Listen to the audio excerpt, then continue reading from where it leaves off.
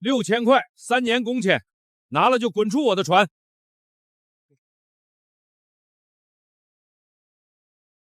大伯，说好3年工资按月补，还有每季分红。分红？你们听见没有？一个吃我的住我的小崽子也敢跟船主谈分红？哈哈，饭钱和住宿我都记着。你妈这些年吃药不也是我垫的？真算起来，你还欠我。我住的是爷爷留下的旧屋，饭大多自己做，母亲的药费、医院缴费单都有。你跟我顶账？你爸死得早，要不是我这个大伯收留你们孤儿寡母，你能长这么大？父亲的工伤赔款呢？什么赔款？父亲在冷电厂出事，厂里给过赔款，母亲只知道你替他保管。早花光了。花在哪儿？你妈治病，你上学，你们娘俩吃喝，哪一样不要钱？现在翅膀硬了，反过来查我。谁有意见站出来说。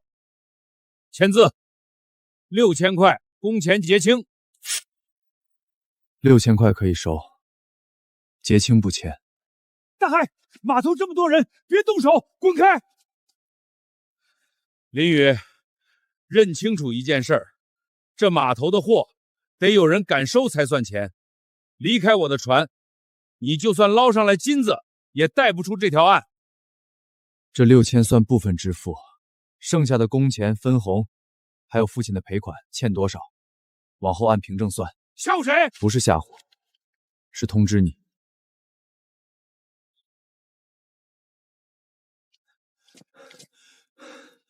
怎么了？你妈听人说你被船队赶了，刚才胸口疼，站都站不住。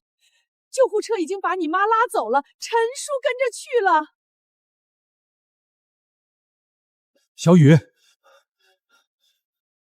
我妈呢？在检查，医生说她本来就有心脏问题，这次不能再拖。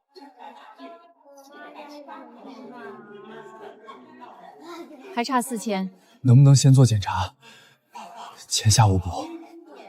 急诊处置不会停，住院押金需要尽快补齐。后面如果确定手术，预计总费用在20万元左右，具体以方案为准。14000，先记着，我给你写借条。你妈还在里面写什么借条？正因为是熟人才得写，跟你爷爷一样，谁的一根绳一升油都记，不记，最后就只剩别人嘴里那本账。先刷我的。陈叔，这钱别废话，里面没多少，先把今天过了。妈，大海把你赶了，你还敢来？母亲手术需要20万，父亲的工伤赔款是你代领，请把原始记录交出来。哼，我早说过，钱已经花光了。什么时候领的？领了多少？花在哪些地方？你审我？查父亲的赔款。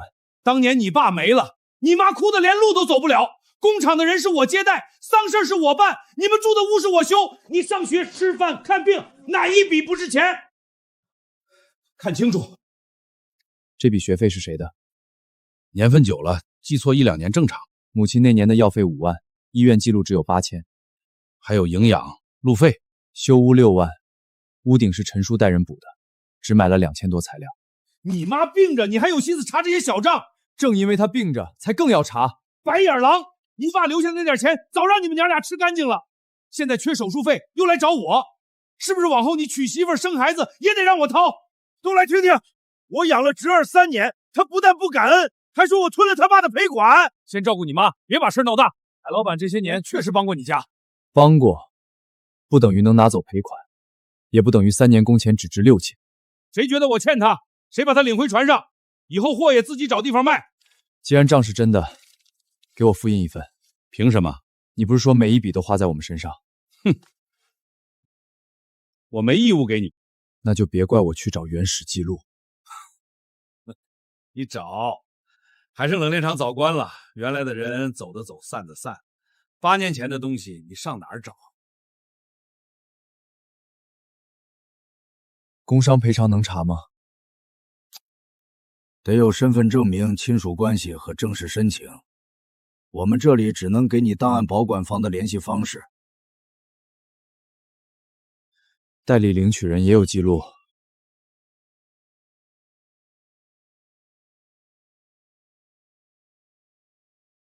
如果当年是转账，我签字领取，原则上会留。高中学费28000，寄宿费，晚上到九川帮。今天出了这个门儿，码头上谁敢收你的货，就是跟我林大海过不去。你越怕我查，越说明账有问题。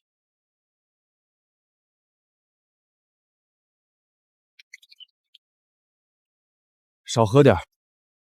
8年前，你爸在海盛冷链厂修压缩机，设备漏电，人没救回来。厂里一共赔了42万，丧葬另算。你妈那是病倒，委托大海去领，钱直接转到他的账户。你怎么知道的？我陪他去的。你爸和我是一起长大的兄弟，出事后我答应替你们盯着点，可大海说他是亲大哥，让我别插手。后来呢？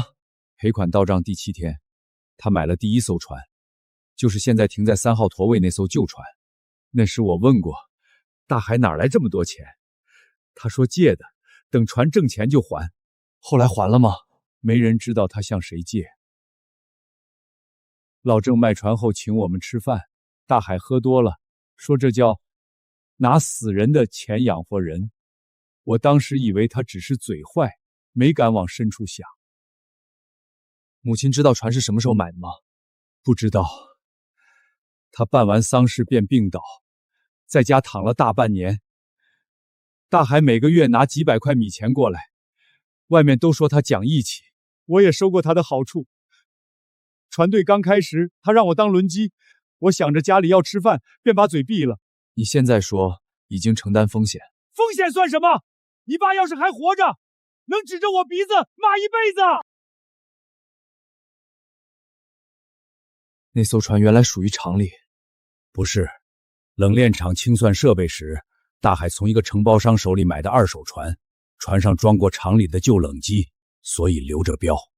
我没有原件，老郑搬走后联系不上，但海盛厂的赔款领取表可能还有存档。为什么现在才说？厂房现在改成仓储区，原来的财务主任住在北坡。怕，我有2个孩子，都靠码头吃饭。大海一句话，船不让我上，货不让人收。可你妈躺医院，你又被赶出来，我再不说，跟帮他吞钱有什么区别？大伯知道你来找我吗？不知道。这件事先别再告诉别人。你打算怎么办？先救我妈。你爷爷走前留了个铁盒，大海找过几次，没找到。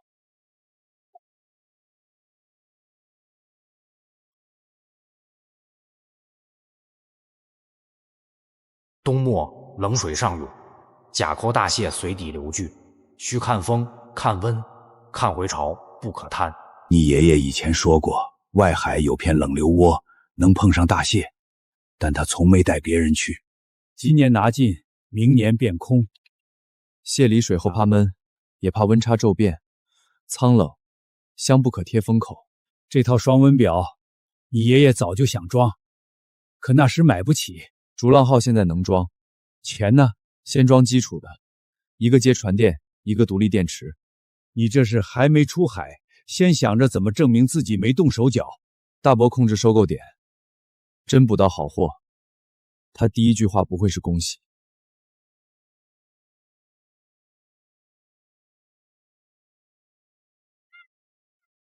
主机2年前还能点着，冷机估计不行，线路得全查。救生设备也过期了，先列清单。船权没问题，但停用太久，主机、通信、定位、救生、冷舱都要检查。没通过前不能私自出海。多久能验？材料齐，船况过关，最快5天。等卖出第一批货就结。陈老替你担保，用不着写这么细，越是熟人，越要写清。硬开一次，整条线都可能烧。第一趟若满舱，冷机在海上停，比现在多花10倍。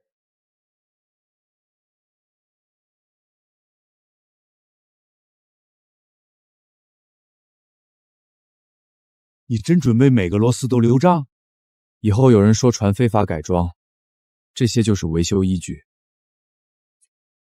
海老板说，这条船放着也是废铁，他出3万收，另外给你留个岸上搬运的活。船买走后做什么？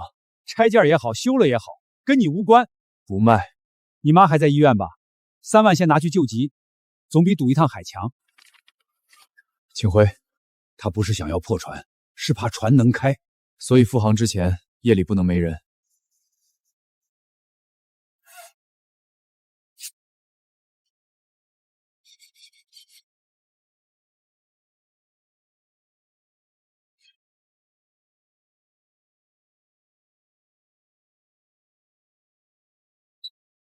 真出事时，谁还有空看字？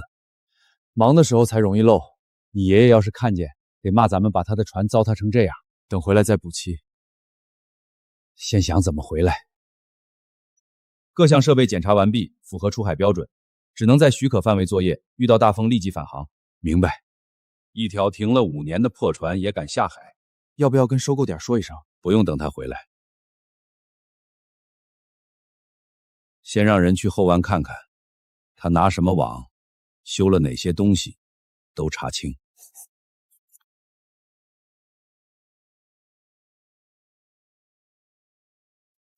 咱只是出海捕蟹。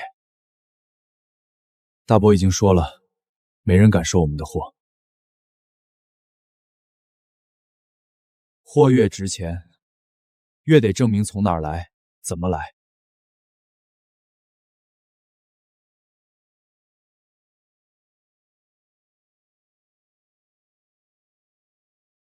再往前就是深水带，你确定坐标没错？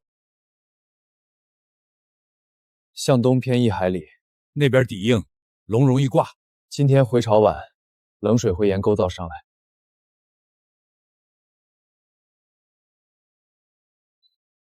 要不要提前收？再等40分钟。要是全空，今天油钱都回不来。提前收，笼里的饵还没把蟹引过来。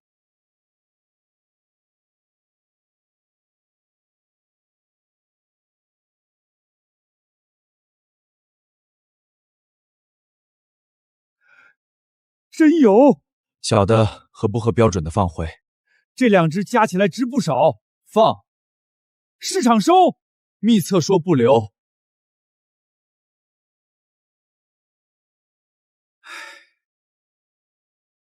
你爷爷要是在，至少今天不会骂咱们。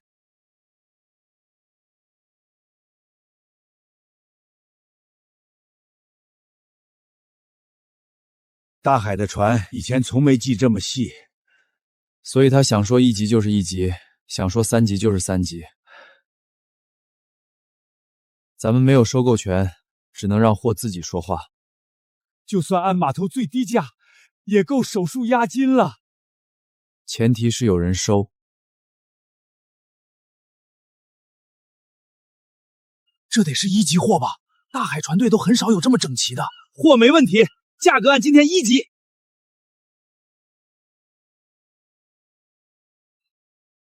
不好意思，冷库满了，收不了。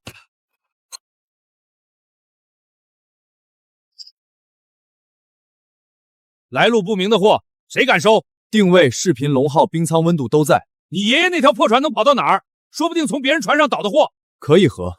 谁替你合？谁替你合？我把话放这儿，谁今天收林宇的货，以后林家船队的货1箱都别想拿。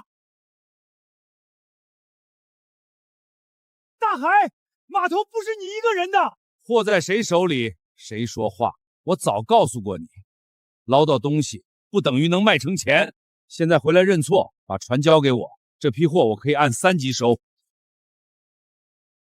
不卖，那就看着他们死在舱里。活蟹拖不起，冰仓能保，但每多1天，状态就差1分。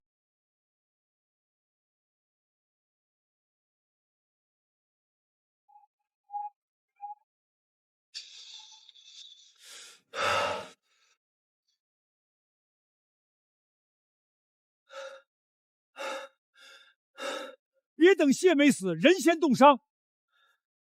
先看温度，他们听大海的，不一定卖。拿医院押金单去。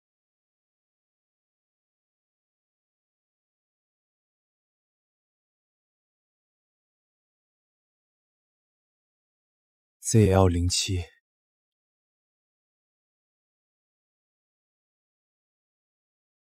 像阿强，像不算证据。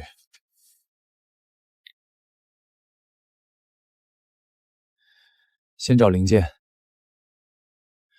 里面是私人床位，没有对方同意不能随便搜。先通知林大海。我的仓库里没有他的东西，他敢进去，我告他偷窃。那就请你本人到场开门。我在外面谈生意，没空。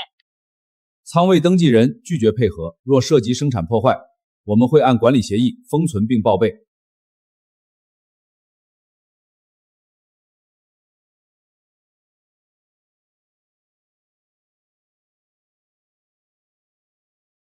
这不是我放的，谁送来的？阿强，他说捡的。能先用吗？证据拍完可以，之后保留外壳和切线。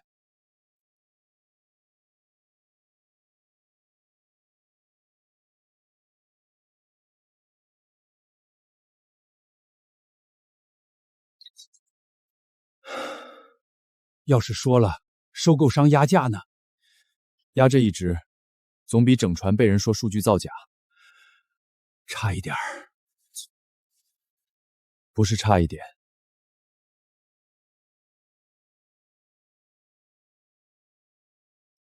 是他们给我们补了一段破坏冰仓的证据。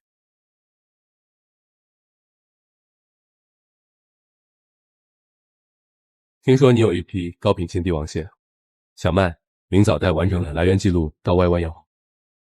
走陆路不行吗？临时冷链车进码头需要预约，今天调不到，直接用逐浪号，冰仓记录也能连续。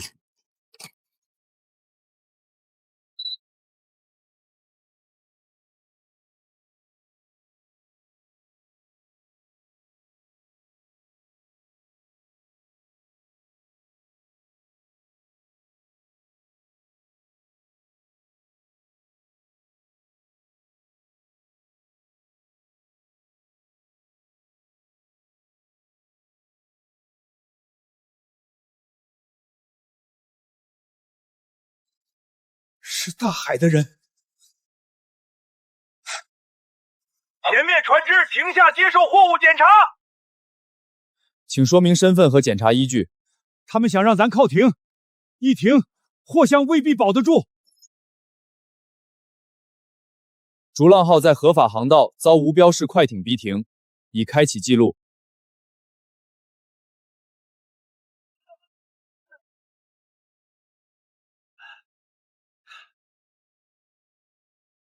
往南不能走，那里水浅；往北是他们的船。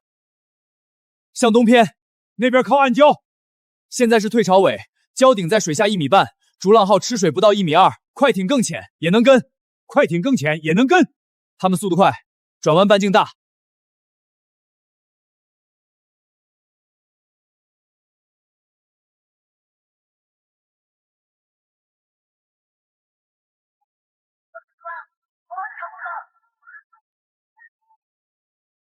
你爷爷连这条流都记。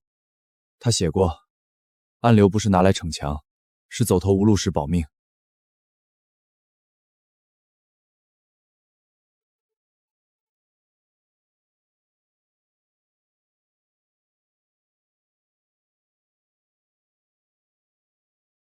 路上出事了，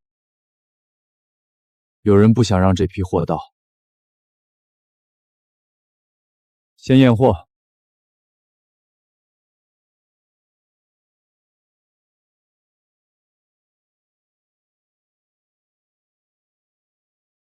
你不说，我们未必看得出原因。异常曲线在记录里，合同签了以后也会查到。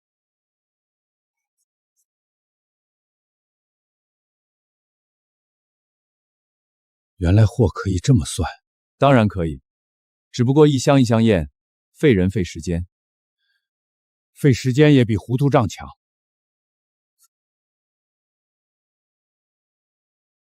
货确实好，可林大海已经放话说你这批蟹是从他船上转出来的。货我可以收，但你得证明这不是他的货。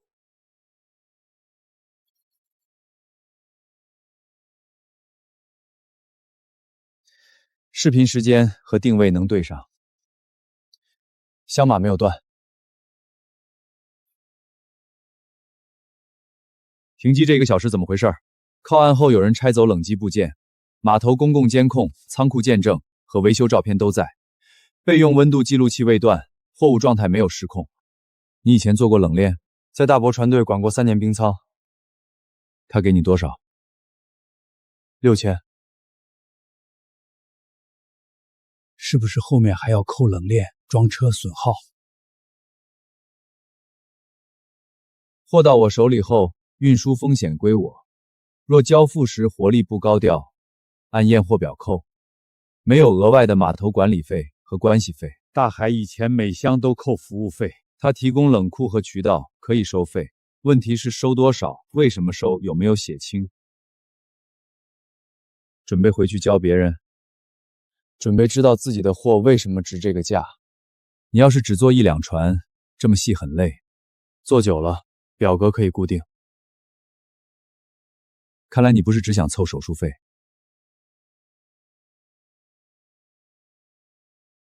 这么高，我按真正的市场规格收，不按你们码头那张表。林大在海一直说外面价格也差不多，他卖给我的从来不是这个价。我们这些年做生意赚差价不违法，但故意压等级、隐瞒真实成交价，在联合收购点封锁别人就是另一回事。我可以签合同，不过有2个条件。您说，第一，每批货必须保留同样的捕捞和冷链记录；第二，若货源争议影响我交付，你承担合同责任。可以。你不限压价，您给的价格有外地市场记录，也留了合理利润，能长期做，不需要为了第一单多挣几块。年轻人，话别说太满，等你有10条船，未必还这么想。那就把标准写进合同。预付款打哪里？先打5万到这里。家里有人手术，母亲，所以你急着卖。急归急，记录不能少。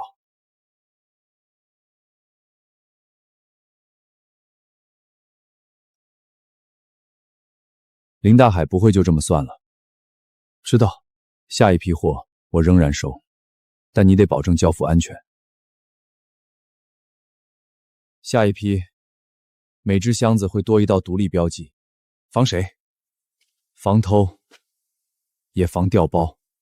第一批帝王蟹交付后3天，逐浪后再次出海。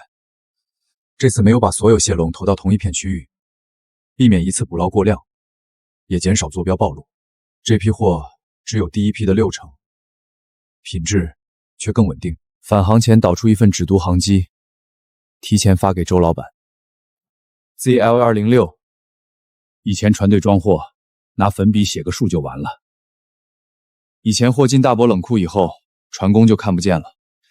现在每只箱都跟身份证一样，还差交接签字。当晚11点，甲板感应灯亮了一次，我和陈叔2人藏在对面废弃修网棚里，通过手机看监控，阿强熟练打开冰仓，指挥另外2人搬箱。他们想制造假象，对方不是在等证据出现，而是在制造一套假证据。编号记住，送到3号冷库后换成海老板的箱，明早就说林宇偷了船队的货。再等，蟹都没了。船上抓可以说走错，箱子进转运车才是完整行为。别动！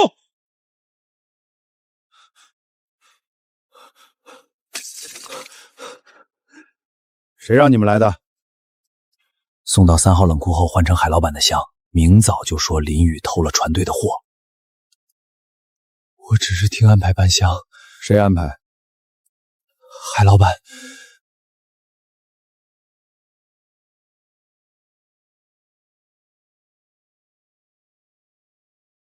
原计划送3号冷库换成船队箱马，销毁证据。海老板说，只要把箱换好，明早他会带人来查。到时候逐浪号账和货对不上，周老板也不敢再收。谁给你的封签？仓管。谁让仓管给？如果淋雨没装监控，明天真说不清。换4箱就能说整船有问题？以前咱们货进冷库，谁知道箱子换没换？几个临时工手脚不干净，跟我有什么关系？他们为什么送去你的冷库？3号仓又不止我用。登记表显示，整间仓位由你的船队独占。那也是他们想栽赃我，谁给你钱了？说！现场有视频和录音，按程序核查，任何人不得私下威胁证人。视频保存了吗？3份备份。那合作照旧。偷窃事件后，码头安静了2天。林大海只对外说阿强私自行动，已经被船队开除。可收购点的价格突然涨了，他怕大家把旧账翻出来。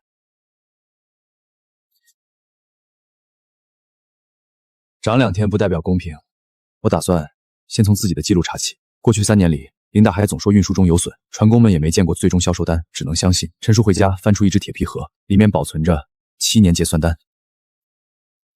我老婆怕以后对不上账，一张没扔。最明显的一批，渔民交付360公斤，结算时被扣除42公斤死亡损耗。多出来的货去哪儿了？不是多出来，是结算时少写。那一年我们3条船，为了这批损耗少分了好几万。光这些够吗？能证明有异常，不足以说明全部去向。我需要更多人的结算单，只能私下联系几名曾被压价最狠的渔民。别写我名字，我家小船还得在这儿卖货。可以先隐去身份。当时大海说，另外8项运输掉腿。你见到掉腿的货了吗？没有，冷库不让我们进，单子还我。有人找你了？没人找，是我老婆怕，孩子还在镇上上学，船又停在大海那边的保卫，真闹起来，日子怎么过？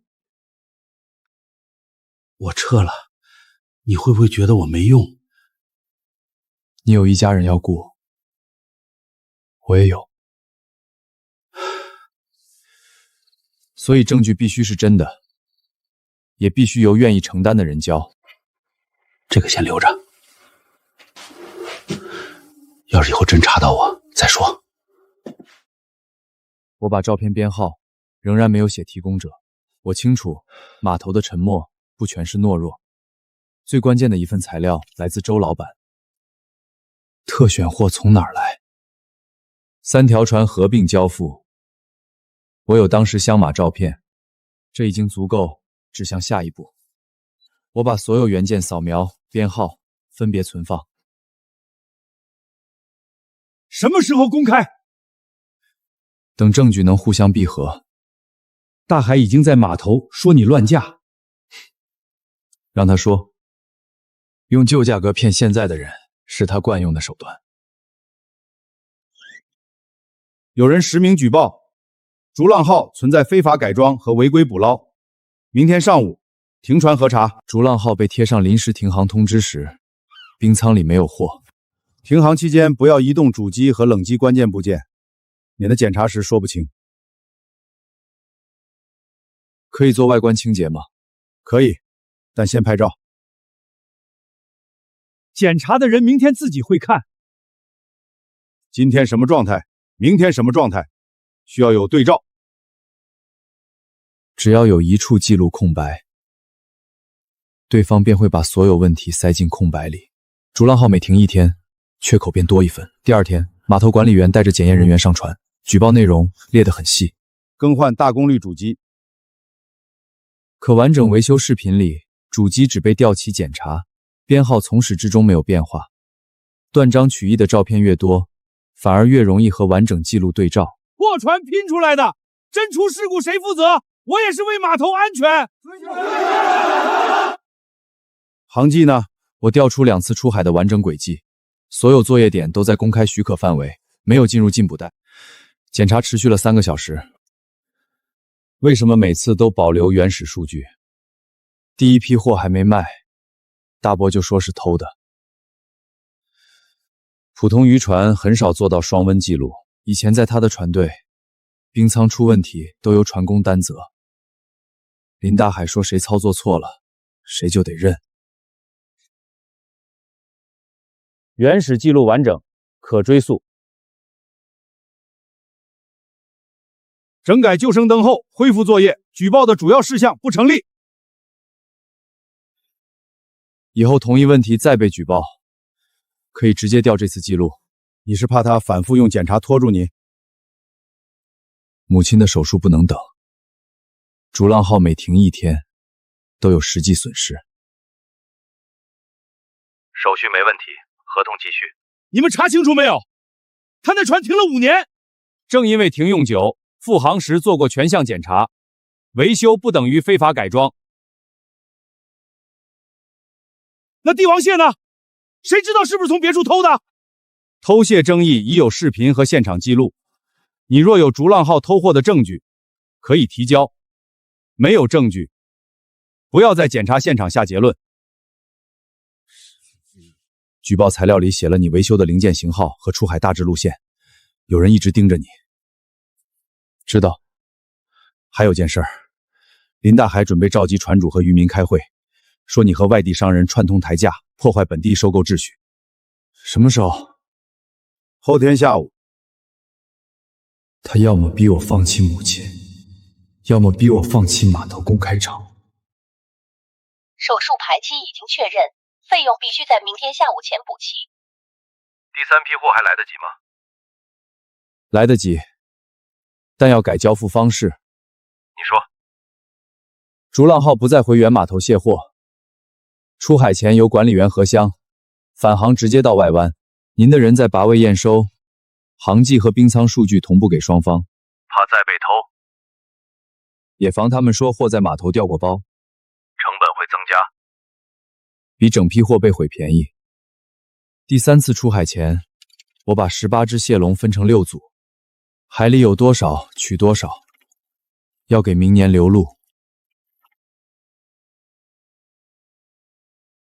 再起2笼，手术费更稳。够合同就走。万一路上损耗呢？备用量已经算了，冷流坐标不是捞一次就扔的金坑，想以后还有船开，就不能今天全拿走。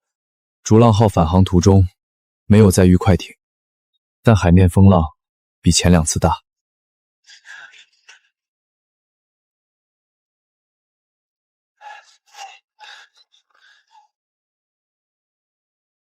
外湾验货直到凌晨1点才结束，第1批尾款、第2批货款和第3批预结算加在一起，扣除运输、借款和必要成本，医院账户还差2万7。我这里有3万，不能再拿你的。你妈先做手术，那是你给孩子上学的钱。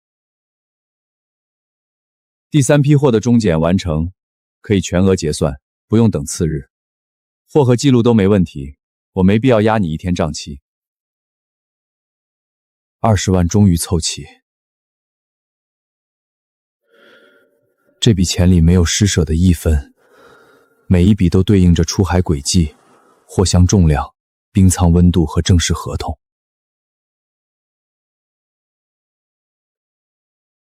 钱从哪儿来的？卖蟹的钱。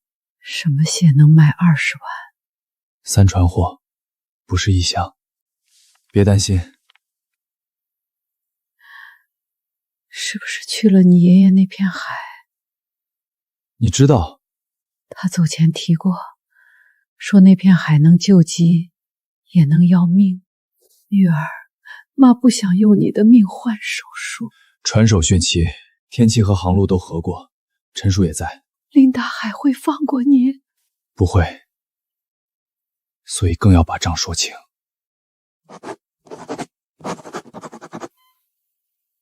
你要去见他，等你进手术室再去。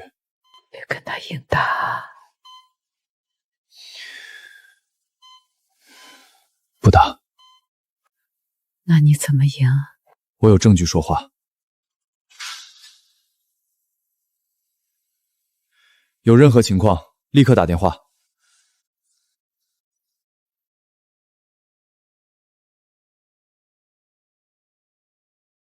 大海说你偷窃，他拿出报价表，说你勾结外地商人哄抬价格，有人开始信了。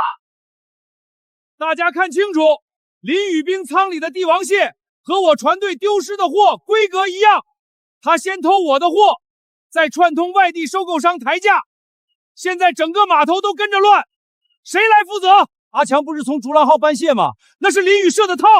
阿强为什么听你的？他已经被开除了，跟我没有关系。正好，人来了。这是码头内部的事儿，外地商人来干什么？你说我和林宇串通，我当然要来听听怎么串的。你低价抢货，坏本地规矩，还有脸说？先把谁低价说清。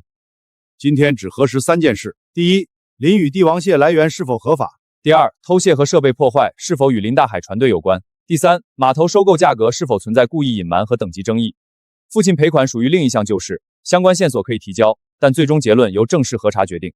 让他解释，为什么他船上的蟹和我丢的一模一样？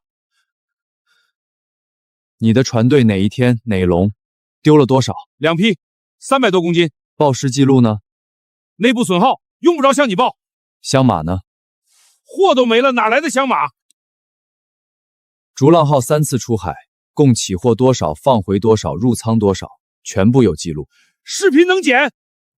文件时间连续，未发现剪切断点。这是船载定位原始数据，这是出港登记返航记录和外汪泊位到港时间，3条轨迹均在许可作业区内。坐标谁知道是真是假？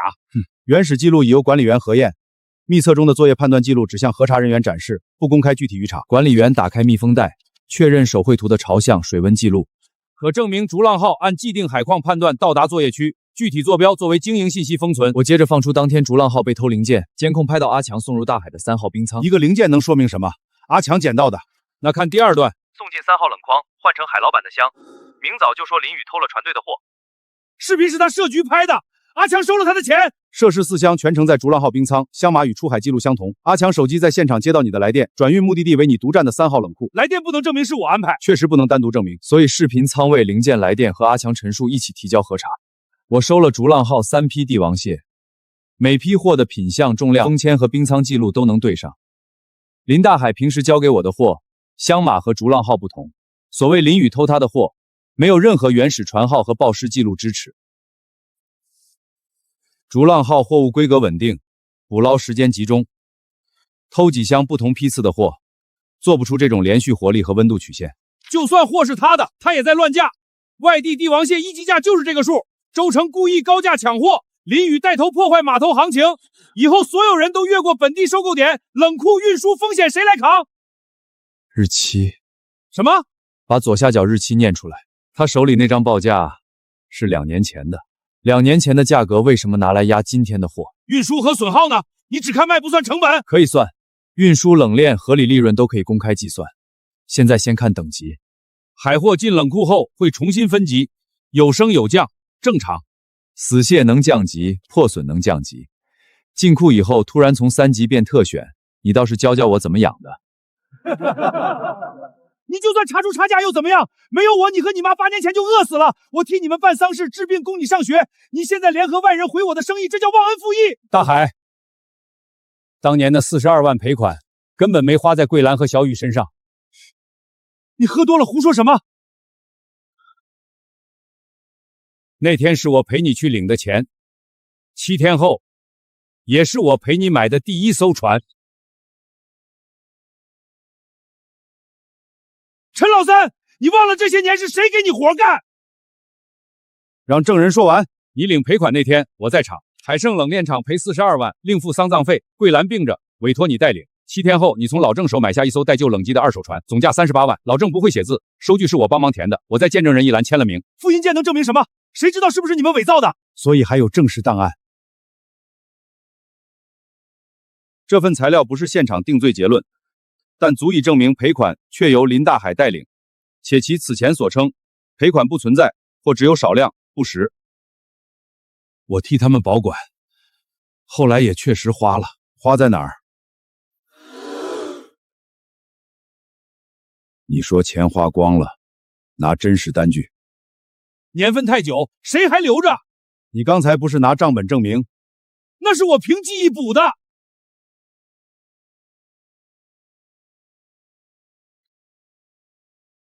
赔款旧账由正式核查处理。下面说码头黑账。这批货我记得，船上明明全是大规格，结算时说半数掉腿，我这里也有。同一天，我的1级货全变2级，报价表每次都说外地跌了，可过几天他就换新车。做生意允许有利润，冷链、人工、运输和损耗都应当计入。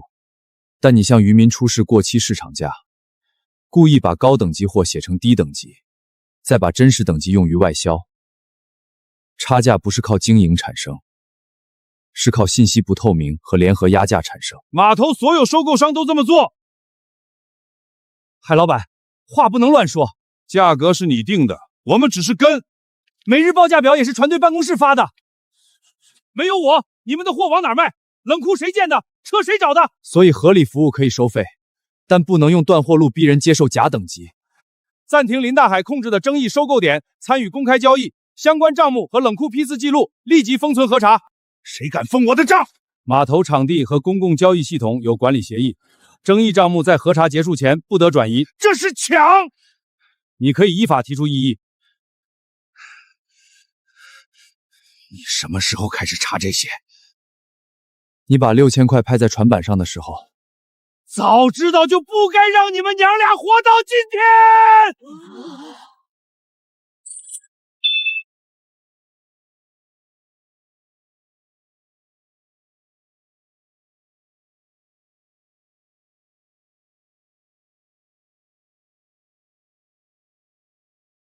苏桂兰家属吗？是。手术已经结束，目前情况平稳，病人稍后转入监护观察。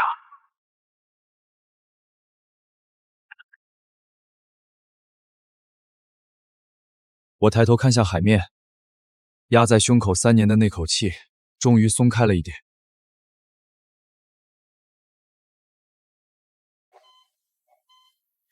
手术很顺利。码头呢？证据交了。大海有没有伤你？没有。你赢了吗？还在查。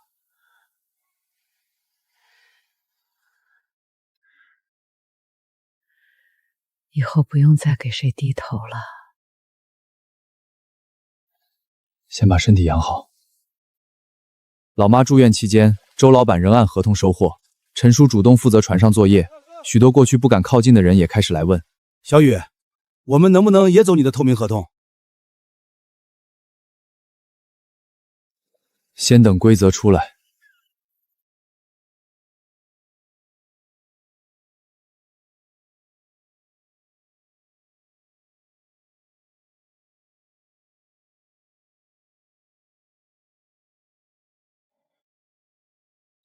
以前不敢说，是怕一条专船都卖不出去。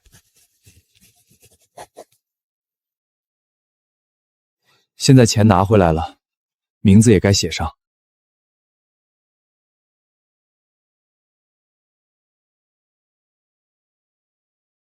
以前少算的工钱，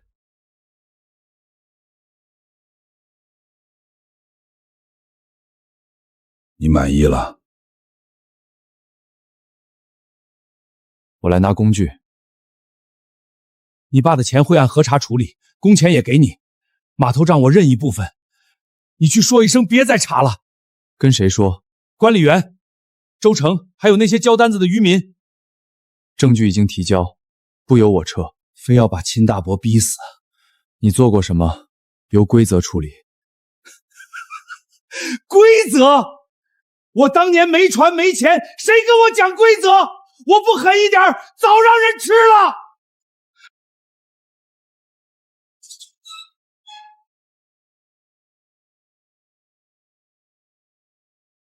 你靠赔款买第一艘船时，吃的是谁？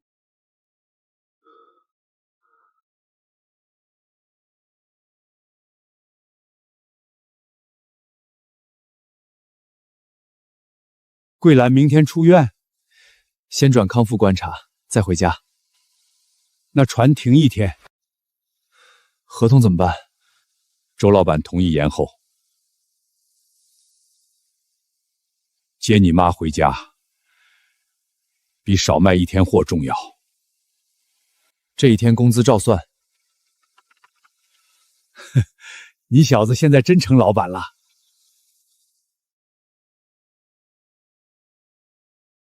账得清楚。逐浪号开离旧船队泊位，身后那间办公室越来越远，我没有回头。管理员每天被堵在交易区，断一腿算不算降2级？冰舱温度正常，为什么还损耗？外地价格每天变，码头按哪一天结？周老板提出可以建立固定验货表，每一项由卖方、验货方和收购方共同确认，太麻烦，一箱一箱签，交易到晚上也做不完。可以抽检，但抽检规则提前写，不能货到了才临时说今天标准变了。外地成交价是商业信息，怎么可能全公开？不用公开每家客户合同，公开可核认的市场区间、运输成本和码头收购区间。那利润还剩多少？合理利润照留，谁觉得不合适，可以不参与。码头最终决定试行合作社模式，愿意加入的渔民按船登记，不强制。第一次筹备会，有人提议我任负责人，我拒绝了。逐浪号自己也卖货，我同时定价，和过去有什么区别？负责人不是定价，是负责把流程跑起来。报价由收购商提供，等级由3方确认，账每月公开，财务也不能由我一个人管。选3个人共同签字。冷流坐标不属于合作社公共资源，没人让你交出来。但出海安全和合法范围可以培训。会议开了3个小时，最终章程写了17条。我被推选为第1任执行负责人，任期1年，账目每月公示。负责人能被罢免吗？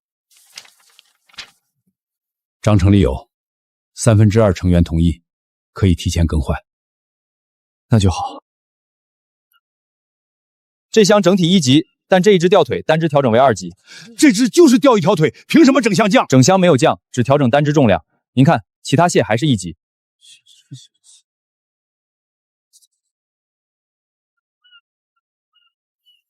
以前给多少就是多少，哪有重算？以后货怎么收，价怎么定，大家都看得见。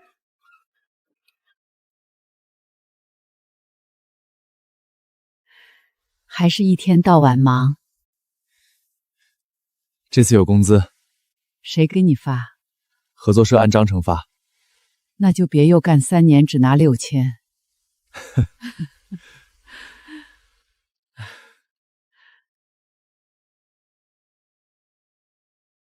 1年后，合作社从最初的12条船增加到31条。周老板不再是唯一买家。韩流记录船，父亲的赔款旧账完成处理后，母亲拿回属于家庭的相应款项。他先还清陈叔垫付的押金和修船欠款，又把剩余部分分成医疗备用和逐浪号升级资金。我原本不同意用赔款投船，这钱本来就是你爸拿命留下的。买第1条船的人不该是大海，应该是你。能不能让我进合作社干活？按章程申请，过去的事写清，岗位需要什么资质就补什么。你不恨我？证据交了，责任也处理了，以后能不能留在码头，不由我一个人说。我只向成员分享安全航道判断、水温观察和合规记录方法，没有公开爷爷那处核心坐标。藏着坐标，不怕别人说你刘思。经验可以教，具体渔场是逐浪号的经营信息。那和大海以前有什么不同？他用收购权逼所有人交货，我没有。你们可以加入合作社，也可以不加入，可以卖给周老板，也可以卖给别人。规则公平，不等于每个人必须交出所有底牌。这话写进了合作社培训记录。清晨5点，船队陆续离港。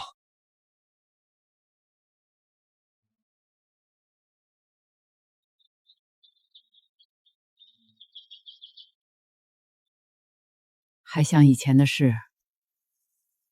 看航道，跟你爷爷一个样，嘴硬。